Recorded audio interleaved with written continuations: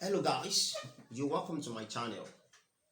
Today I'll be taking you through how to plot a standard graph in physics, especially for the West African students that will be taking this year WAEC. Now listen, one of those things that you need to know when you're about plotting graph in physics is that your graph must cover 2/3 of your graph paper. If your graph failed to cover the 2/3 of your graph paper, then you've plotted non-standard graph and there might be penalty for that. Now, what are those things required to plot a standard graph? One, you need what? A good pencil. Preferably, sharpen your pencil with a blade instead of sharpener. You need a long ruler instead of a short ruler. Then, you also need calculator in order to determine your scale easily. There's no need of you keeping cleaner beside you, because there's need for you to prepare yourself that you are not making any mistake. So you don't need cleaner. And if you know you are just plotting graph for the first time, preferably you can get a cleaner. But I would advise you to get different reading from the past questions, so plot different graph before you go for your exam. Now let's go to the field and see how to plot the graph properly.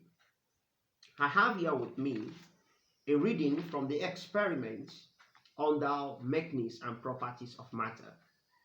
And you know, your exam consists of 3 questions. Question 1 usually be from mechanism. Question 2 can be from heat or optics. Then question 3 is always what? Electricity. So I'm plotting the question 1 now, which is what? Mechanism. So my next video will be on how to plot optics graph, and my next video will be on how to plot electricity graph. Okay, let's see how we go about that. Okay, here is my graph book. Okay, I have my graph book here, and now here is my reading that I want to plot. Now, if you look at the reading I have here, the first thing I need to do is to show, is for me to pick what? My scale. Now, look at this reading very well. I have a mass, and I have what? Y. I have L. I have L inverse. Now, for me to get this L inverse, I have to take what? The inverse of individual L here. So 50, 1 all over 50 is what gives me this. I'll be talking about this when I'm explaining how to get your reading without carrying out the experiment in the lab. Okay, now let's see. The question here says plot graph of M in gram against what? L inverse in centimeter inverse. That's to tell you that this should be on the vertical axis and this should be on the horizontal axis.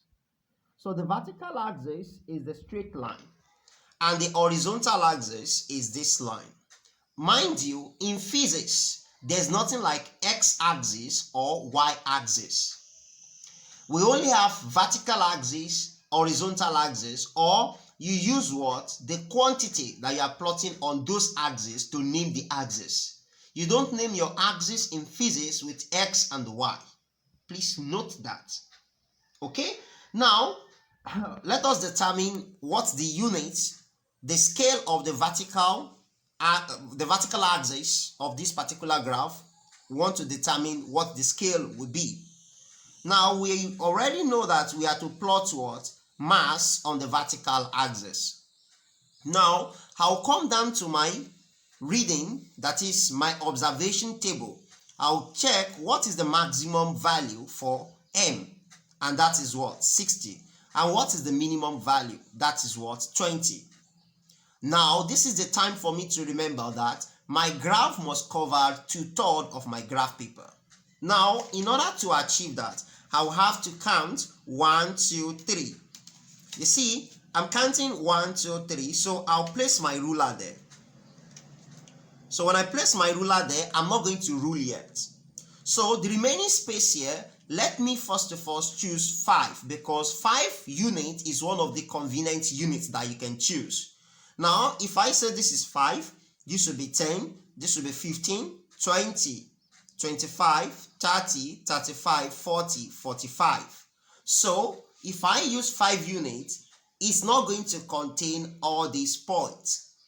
Now let me increase it to 10 units, because 6 units is not convenient, 7 units is not convenient, 8 units is not convenient, 9 units is not convenient. So another unit that is convenient here is 10.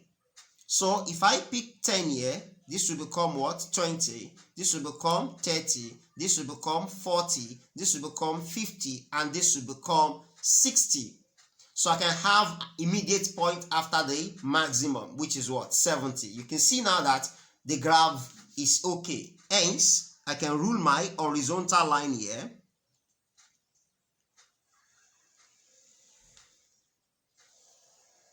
So you are not meant to shade, you can see. So I'll come down to where I have my observation table and write underneath that 2 centimeter represents 10 units on vertical axis. So is either I said vertical axis or I said hem in gram axis. So I'm done with the vertical component unit. Now I want to pick the scale for the horizontal component. So I'll have to check what is the maximum number here and what is the minimum. So the maximum here is 0.057 and the minimum is 0.02. Mind you, don't get it twisted that the last number here used to be the maximum. No. At times the maximum number can start from above and the minimum will be below. At times the maximum number can be at the center, depend on the experiment that you are dealing with. So, but for this now, the minimum is 0.02. Then the maximum is 0.05.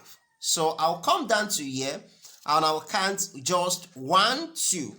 So when I count 1, 2, I'll place my ruler there. You see, I'm yet to rule. Now this is 0.02. So the convenient scales I can have here are 0.01 or I have 0.02 interval. So let's start with this if this will be convenient. 0.01, 0.02, 0.03, 0.04, 0.05, and 0.06. Then 0.07. I think 0.01 is a convenient scale to use here.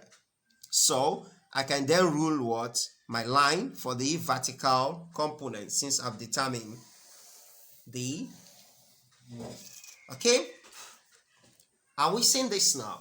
Okay, so I'll quickly come here and write 2 centimeter. How did I know that it's 2 centimeter? The distance from this box to this box, when you take the measurement, is 2 centimeter, like you can see here. So for a standard graph like this, it's always 2 centimeter. There are some graphs that the distance between one box and the other one is 1 centimeter. So instead of 2 centimeter here, we just write that 1 centimeter represents whatever unit you are using. But because this box now is 2 centimeter, that's what I'm saying, 2 centimeter represents 0.01 units on horizontal axis, just like I have vertical axis. So I can also decide to say L inverse axis if that's my choice. But I cannot use what? X axis or Y axis, because those axes don't exist in physics. Okay? If that should be the case, I can now label. So I will have 0.01 here, and I will have 0.02 here. I will have 0.03 here. I will have 0.04 here. I will have 0.05 here. I will have 0.06 here. Then here is 0.07. Are we together? Okay, so here now I can label, this will be 10, and this should become 20, this should become 30, this should become 40, and this should become 50, and this should become 60, then I have the 70. Now your graph is a vector quantity, so I need to show the direction. Very important. So I will have to show the direction of this as well. All these are very important. So on this axis, I will have to indicate that I'm plotting what? M in gram on this axis. And here I will have to indicate L inverse in centimeter inverse. So this will guide the examiner on whatever he or she wants to mark. Okay? Now that we've done this, the next thing that you need to do is to know the value for this small line. The small lines we have here, between one thick line and the other thick line, we have 10 of the lines. Within this and this, we have 10 of the lines. Now we need to know what? The value of each line.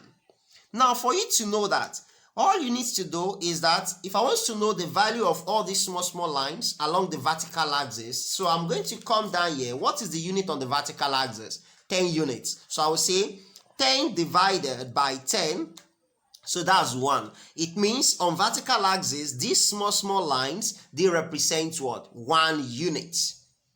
So, and I'll come down to horizontal axis also. So I have 0.01. So that's 0.01 now. I'm going to divide it by 10 so that I can know the value of the small lines on the horizontal axis. So when I divide it by 10, I have 0.001 to be the value on the horizontal axis. So those are the things that we need to know. Now let's start to plot our graph. Now for us to start plotting our graph, when what? The mass is 20 gram. I will place my ruler on 20 gram like this. Are we together?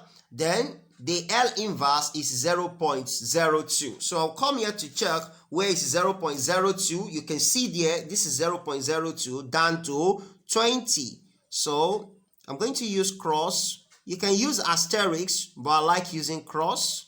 Are you there now? Okay, so I'm going to go to the next one. 30, when M is 30, then we have L inverse to be 0.029. So that's approximately 0.03. So I'll come down here. This is when it is 30. Then I have 0.03 here. Okay? So what you have here is 0.029. Don't approximate here. So let's count. We already know that small lines here represent 0.01. So if I have 0.01 to this, I'm going to have what? 0.021. So this will be 0.021, 0.022, 0.023, 0.024, 0.025, 0.026, 0.027, 0.028, 0.029. So here is my 0.02 line. So I can just use my ruler to guide it down to where I have my 30. So I pick the point there like this.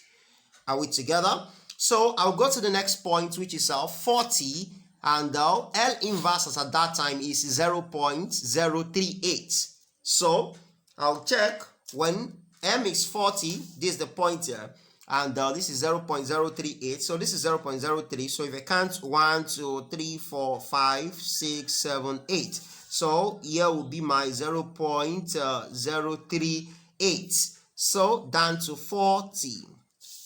So I pick my cross there. So make sure your graph is very neat. You don't shade anyhow. Are we together? Okay, the next one is 50.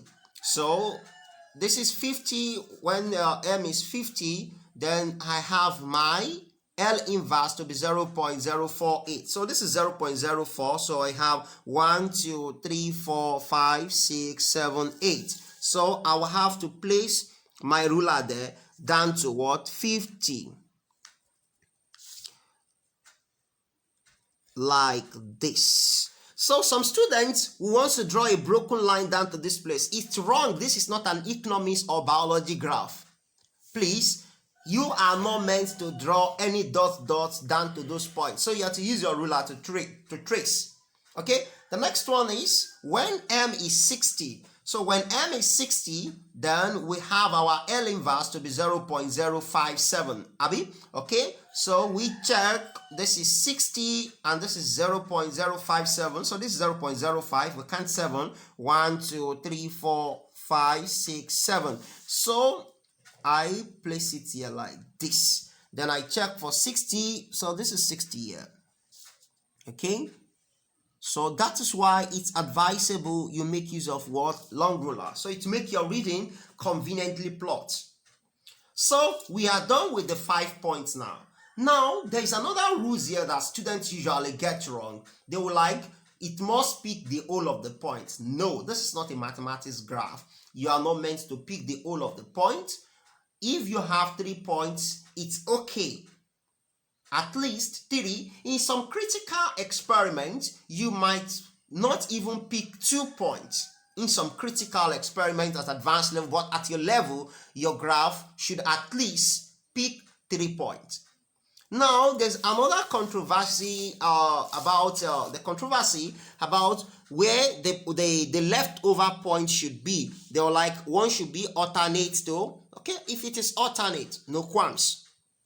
But those ones are not important points to consider. So if I want to pick my point, the first thing I'll do now, I'm yet to pick the points now. The first thing I'm going to do is to place the ruler at the origin. So when I place the ruler at the origin, you can see it's only pick 1 point. So I'll have to start adjusting the ruler like this. Now it picks how many points? Now 3 points. So you can see this point now will pick this, and it's going to pick this, and it's going to pick this as well. Okay, so I think now we can now rule our line like this. So you don't start from this immediate point. You don't start ruling your line from this immediate point. So, and your line should cut across the axis. So we have this like this.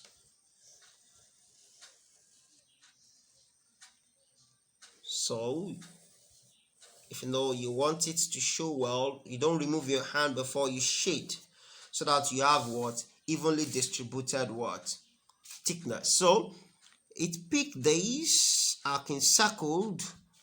So I can circle this, and I can circle this also. How then now? So these are the 3 points that it picks.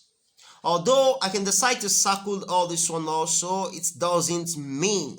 So this is one of those way of picking your point. So I like circling everything like this. So now that I've plotted my graph successfully, the next thing the question asks me to do is to determine my slope.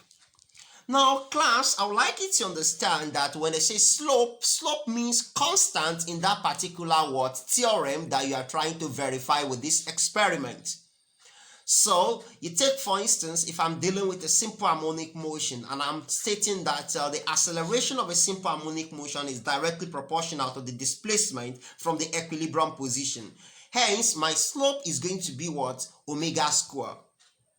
So we are not yet to talk about that now, but as we move, we talk about that. So let's determine slope. Now listen, your slope cannot be the same thing as that of your relative.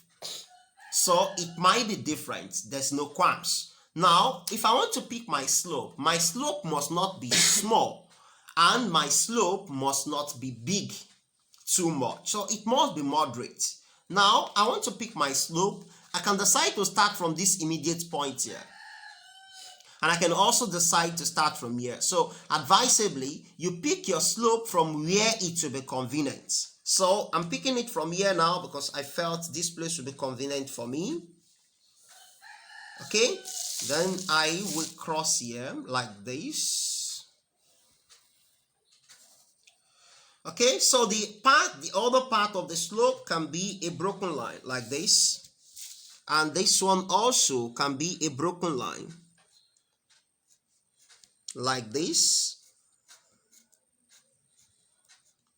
Okay, so have successfully picked my slope. So here also I can take it down like this, and where this line intersects with this straight line is another point to pick, which is this point here. Oh, this is what I always want students to avoid. You see, the accident that happens now should not happen in your exam. So you should be mindful of how you sharpened your pencil, please. It's very, very important. Okay, let's proceed.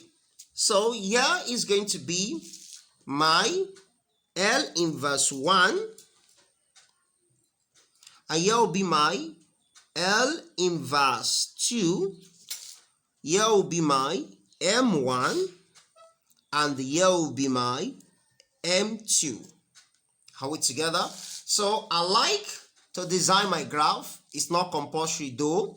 So here like this, I would like to indicate that this is a change in y-axis. This is not, it's nothing, it has nothing to give to your graph, but just like putting it. So this is arrow that indicates the change in mass. So this is going to be delta M. This is change in mass, and this is equal to M2 minus M1. And here I'll have to draw the change in this point also, like this. So I have this also to be like this. So this, and here is going to be my change in L inverse. I think you can see. So change in L inverse is going to be my L2, L inverse 2, and L inverse 1. So I'm done, and my slope is going to be S equal delta M divided by delta L inverse. So this is going to be M2 minus M1 divided by L inverse 2 minus L inverse 1. So I'll come here to determine the value of my M2. So if you look at this, this is 60, 61, 62, 63. So my M2 is 63 minus my M1, which is 10. You can see from the graph, my M1 is 10, my M2 is 63, divided by my L inverse 2 is 0.06 minus my L inverse 1, which is 0.011. Okay, so here is where I need my calculator. This will become 53 divided by, this will be 0.06 minus 0.011. So this will give me 0.049. So if I take the ratio, I will have 53 divided by 0.049. So I have this to be 1081.6. So the question is, what will be the unit of your slope? Don't stress yourself. What you plot on the vertical axis is in gram, so this will be gram per. And what you plot on the horizontal axis is what? Centimeter inverse. So this will be centimeter inverse. Hence, your slope unit is 1081.6 gram centimeter. And if you look at this, you will see that this is your moment, because moment is the product of force and perpendicular distance. So this is your perpendicular distance, and this is the force you applied. Hence, you have a successful graph. We meet in the next video where we'll be plotting graph on optics. Do have a nice day, and don't forget to subscribe to this channel. You subscribe to this channel, share this video within your colleague, like and comment. Have a nice day.